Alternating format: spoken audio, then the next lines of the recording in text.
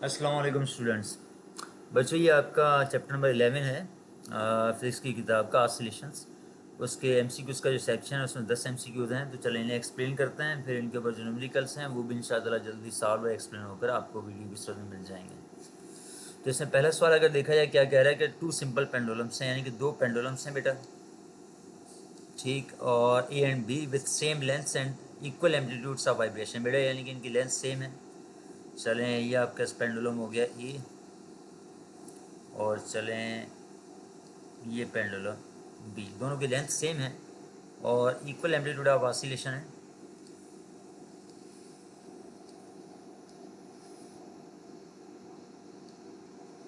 ये आ गया ए का एम्पलीट्यूड ऑफ ऑसिलेशन, इसी तरीके से ये आ गया बी का एम्पलीट्यूड ऑफ ऑसिलेशन, ठीक है। लेंथ दोनों की सेम है, एम्पलीट्यूड दोनों का सेम है। और अच्छा, अब हमसे क्या कह रहा है, सभी एक चीज़ हो रहा है, वो ये है कि जो ए का जो मास है और जो बी का जो मास है वो कुछ यूँ है कि ए का मास 2 टाइम्स है बी के मास के मुकाबले में। Now their periods are TA and TB and energies are EA and EB respectively. Choose the correct answer.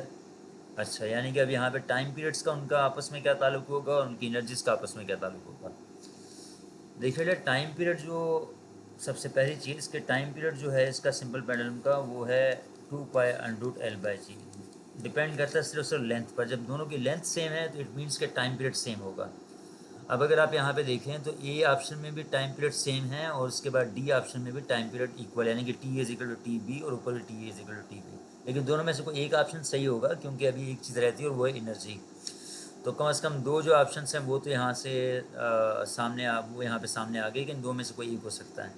अब देखें एनर्जी के लिए क्या है बेटा, कि हमारी बुक में इनकी टोटल एनर्जी का फार्मूला नहीं है सिंपल पेंडुलम की, ठीक है। लेकिन हम इसे अगर आपको याद हो ऑसिलेशन वाला मामला, तो उसमें मालूम है कि एक्सट्रीम पोजीशन पर जो टोटल एनर्जी होती है वो होली सोली पोटेंशियल एनर्जी की सूरत में है।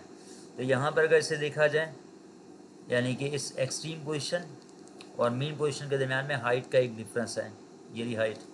यहाँ पर इस बी केस में भी हाइट का एक डिफरेंस, अब दोनों जगहों पर हाइट का डिफरेंस सेम होगा क्योंकि एम्पलीट्यूड सेम है। अब आपको मालूम है कि पोटेंशियल एनर्जी का जो फार्मूला है वो है mgh, ठीक है।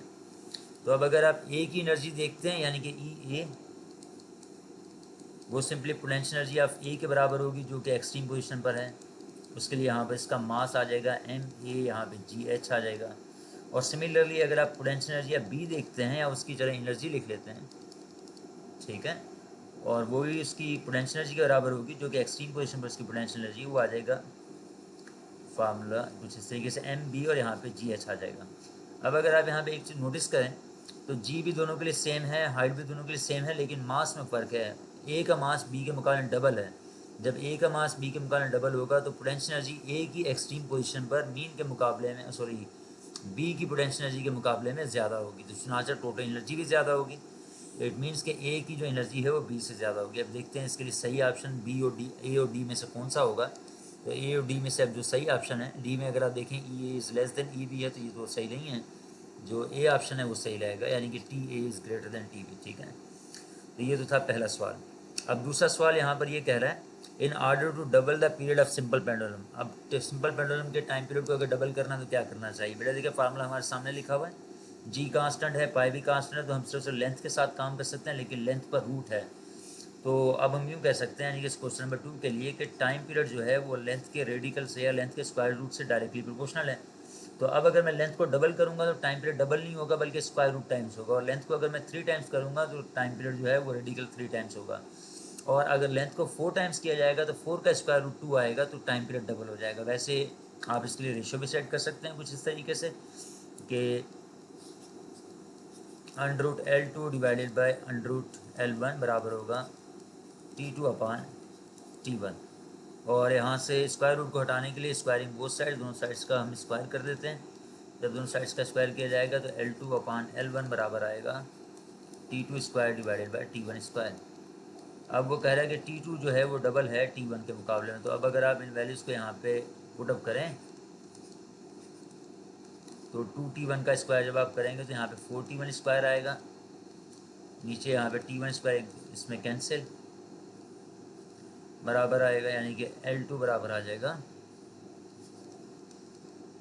4L1 की। ये आ गया आपका इसका रिजल्ट, यानी कि 4 टाइम्स हमें लेंथ करनी पड़ेगी।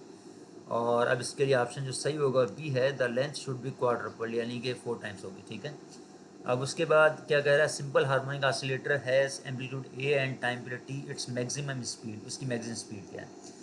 अब देखें क्वेश्चन नंबर 3 को हम यहाँ पे बनाते हैं। अब फर्स्ट कर लें बेटा कि ये एक ऑसिलेटर है जो कि ऑसिलेट कर रहा है, ये इसकी चले मीन पोजीशन है और ये इसकी एक्सट्रीम पोजीशन। ठीक है, इस तरफ भी जा रहा है। अब हमसे कहा जा रहा है कि अच्छा ये मीन से लेकर एक्सट्रीम तक का जो फासला है इसका एम्पलीट्यूड कहलाएगा। ए से लिखा गया, वैसे से ये नॉट से लिखा जाता है, चलें खैर।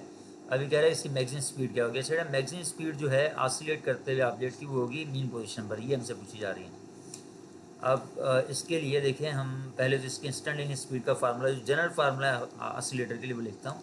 उसकी इंस्टेंटेनियस स्पीड के लिए वो है ओमेगा, यानी कि उसकी जो एंगुलर फ्रीक्वेंसी है, multiply two x not square minus x square. ये थोड़ा सा बेटा लिखने में प्रॉब्लम कर रहा है। ठीक, तो ये मामला हुआ। अब इस फार्मूला को यहाँ पे छोड़ते हैं, क्योंकि हमें बेटा ओमेगा गिवन है, टाइम पीरियड गिवन है। तो टाइम पीरियड ओमेगा की रिलेशनशिप है, टाइम पीरियड बराबर है ओमेगा डिवाइडेड बाई 2 पाई। तो चुनाचा फिर ओमेगा बराबर होगा 2 पाई अपान टी के। तो जहाँ पे ओमेगा वहाँ पे हम 2 पाई अपान टी लिख सकते हैं। और अब यहाँ पे हमारे पास जो एक्स नॉट है वो ए के बराबर है, एक्स जो है बेटा वो 0 हो जाएगा, क्योंकि जिसम खुद जो है ऑसिलेटर जो है वो जो भी पार्टिकल वगैरह वो मीन पोजीशन पर है और यहाँ पे वेलोसिटी मैक्सिमम होगी। तो अब हम यहाँ पर जो वेरिएबल्स हैं वो सब्स्टिट्यूट करते हैं। ओमेगा की जगह पर आ गया 2 पाई अपान टी, यहाँ पर आएगा आपका ए स्क्वायर माइनस यहाँ पे 0 का स्क्वायर। तो रिज़ल्ट आपके पास आ गया कि जो मैक्सिमम वेलोसिटी है वो बराबर होगी 2 पाई, यहाँ पे ए का स्क्वायर रेडिकल में कैंसिल होगा, क्योंकि ए स्क्वायर माइनस 0 का स्क्वायर ए स्क्वायर ही आएगा, फिर वो रेडिकल में कैंसिल, यहाँ पे ए स्क्वायर डिवाइडेड बाई यहाँ पे हमारे पास टी आ गया। ठीक है, अगर देखते हैं इसका सही ऑप्शन कौन सा है, 2 पाई ए डिवाइडेड बाई टी। अच्छा, ए स्क्वायर तो यहाँ से ख़त्म हो गया क्योंकि रेडिकल में 2 पाई ए डिवाइडेड बाई टी।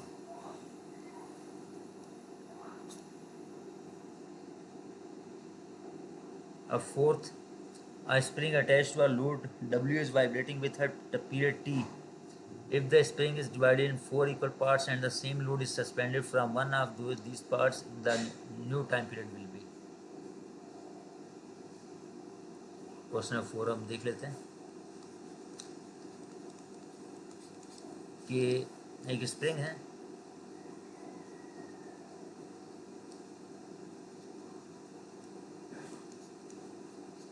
उसके साथ एक ऑब्जेक्ट अटैच किया है जो कि ऑसिलेट कर रहा है ऊपर नीचे। अच्छा, स्प्रिंग का स्प्रिंग कांस्टेंट के है।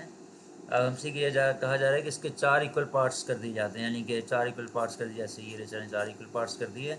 अब उसके साथ यही अगर ऑब्जेक्ट अटैच किया जाए, ये इसका 1/4 पार्ट है, तो अब इसका ऑसिलेशन का टाइम पीरियड कह रहा है, फ्रीक्वेंसी, एक मिनट में नज़र डाल लूँ, टाइम पीरियड विल भी। अब इसका टाइम पीरियड क्या होगा। अब देखिए मेरे बच्चों, जब आप इसके पार्ट्स करेंगे ना, तो यहाँ पे एक फार्मूला है, वो मैंने आपको समझाया भी था कि अगर आप इसका चौथा हिस्सा कर देंगे तो इस केस में ये जो अब जो स्प्रिंग बना है, यानी कि 1/4 पार्ट का, इसका जो स्प्रिंग कांस्टेंट होगा वो होगा टी डैश से लिखता हूँ, वो इसके 4 टाइम्स होगा। जितने पार्ट्स करेंगे उतने टाइम्स हो जाएगा, तो इसका स्प्रिंग कांस्टेंट हो जाएगा 4 के। अब हमसे इसका टाइम पीरियड पूछा जा रहा है, इसे टी डैश से लिख देता हूँ, इसका टाइम पीरियड बेटा मैं टी से लिख देता हूँ। ठीक है, अब हमें मालूम है कि स्प्रिंग का जो टाइम पीरियड है वो है 2 पाई अंडर एम बाई के। तो अब अगर आप इसे रिलेशनशिप के थ्रू रिलेट करें, मास तो के सेम ही है दोनों केसेस में, क्योंकि वेट सेम है, तो टी इन्वर्सली प्रोपोर्शनल आएगा रेडिकल ऑफ के से। तो अब अगर आप रेशो बनाएं इसका, तो इस केस में रेशो कुछ यूँ बनेगा कि T2 upon T1 is equal to under K1 divided by under K2। तो T2 है, और T2 को हमने T डैश से लिखा, सॉरी। ठीक है, यहाँ पे T डैश आ गया, T1 T के बराबर, K1 की जगह पर हमारे पास K आ गया, K2 K डैश है और K डैश की जगह पर आ जाएगा 4K, K में कैंसिल और 4 का अंडरूट आ जाएगा आपके 2। तो आपके पास जो अब जो टाइम पीरियड होगा पहले के मुकाबले में हाफ हो जाएगा, यानी कि अब इसके ऑसिलेशन का टाइम पीरियड जो होगा 1/2T होगा। ज़रा देखते हैं ये ऑप्शन है भी या नहीं है, क्या है देखते हैं। 1/2T या T/2, ठीक है। अच्छा, उसके बाद question number 5, the total energy of particle executing simple harmonic motion is proportional to. कह रहा है कि जो टोटल एनर्जी है वो किससे प्रोपोर्शनल होगी। फ्रीक्वेंसी ऑफ ऑसिलेशन है, ठीक है, मैक्सिमम वेलोसिटी ऑफ मोशन है, एम्पलीट्यूड ऑफ मोशन है और square of amplitude of motion है, यानी कि किससे इसका जो है वो ताल्लुक रहेगा। देखें पार्टिकल जो ऑसिलेट कर रहा है, अगर आपको याद हो टोटल एनर्जी का फार्मूला कुछ यूँ था, स्प्रिंग ही के लिए देख लेते हैं कि टोटल एनर्जी थी हाफ के x not square. X not यहाँ पर आपके पास एम्पलीट्यूड है, तो हम कह सकते हैं कि टोटल एनर्जी जो है एम्पलीट्यूड के स्क्वायर से प्रोपोर्शनल है, ठीक है।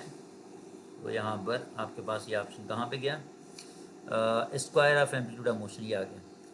उसके बाद है child swinging on a swing in sitting position, यानी कि बच्चा है झूले पर बैठ के झूल रहा है, स्टैंड अप, वो खड़ा हो जाता है, then the time period of swing will be. अब देखिए बेटे इसमें पेंडुलम ही का मामला होगा कि फ़र्ज़ कर लें कि ये अब झूला है एक, ठीक है, थोड़ा सा इसे ऐसे बना लेते हैं। ये बच्चा इसके ऊपर बैठा हुआ है और झूला झूल रहा है, ठीक। अब ये इसकी लेंथ है, ठीक। टाइम पीरियड जो होगा बराबर होगा 2π/L/g। और बेटा लेंथ के मतलब मैंने बताया था कि लेंथ हमेशा कंसिडर की जाती है up to centre of mass, यानी कि पॉइंट ऑफ सपोर्ट से पॉइंट ऑफ हैंग से लेकर जहाँ पे वो हैंग कर रहा है पेंडुलम, वहाँ से लेकर सेंटर ऑफ मास तक की। अब झूले का अपना मास तो कम होगा एज़ कम्पेयर टू उस बच्चे के मास के, तो चुनाचा सेंटर मास वहीं पर होगा जहाँ पे बच्चे का सेंटर मास है, लेट से इस जगह पर, ठीक है डन। तो लेंथ ही आएगी। लेकिन यही बच्चा अगर इस पर खड़ा हो जाता है, फ़र्ज़ करेंगे बच्चा इस पर खड़ा हो गया, लेट से ये रहा, ठीक है।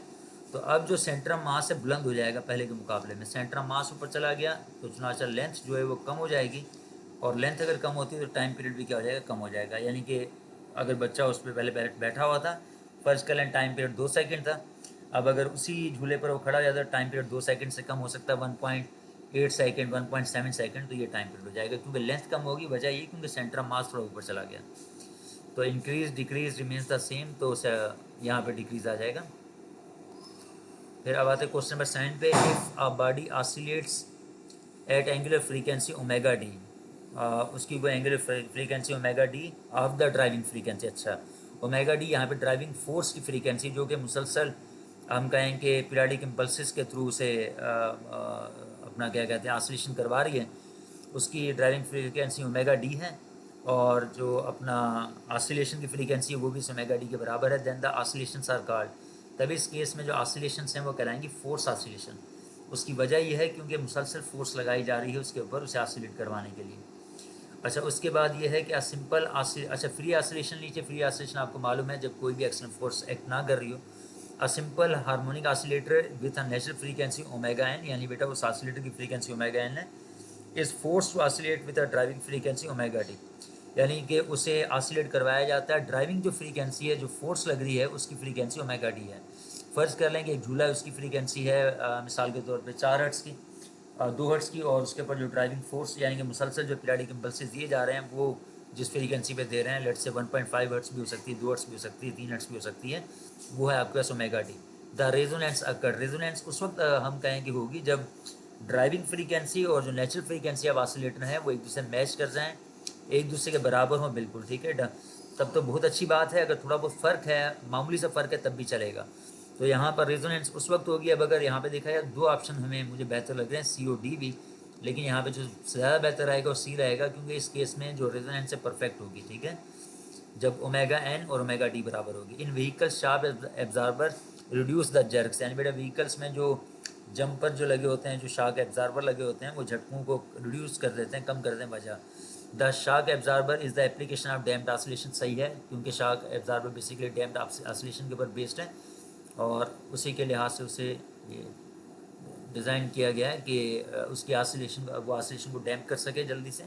Damping effect is due to frictional loss of energy, बिल्कुल सही, वहाँ पे लॉस ऑफ एनर्जी होता है, क्योंकि आमतौर पर शाक एब्जार्बर्स में ऑयल वगैरह इस्तेमाल होता है। वो ऑयल जब कंप्रेस होता है तो जो ऑसिलेशन की जो एनर्जी है हीट में कन्वर्ट होती है और वो हीट जो है वहाँ से डिसिपेट हो जाती है, ठीक है।